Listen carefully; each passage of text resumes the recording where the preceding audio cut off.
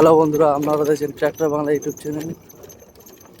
বর্ষার চাষের জন্য বীজতলা চাষ দেওয়ার প্রস্তুতি শুরু হয়ে গেছে আমাদের এদিকে। দেখুন, চাষ দিয়ে রেখে দেবে, জ্যৈষ্ঠ মাসের শেষের দিকে বীজ ফেলানো হবে। এরকম চলছে সোনালিকা 47।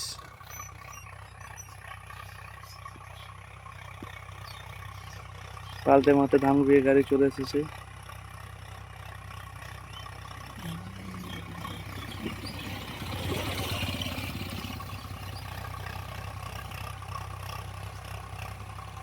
অনেক কাদা রয়েছে।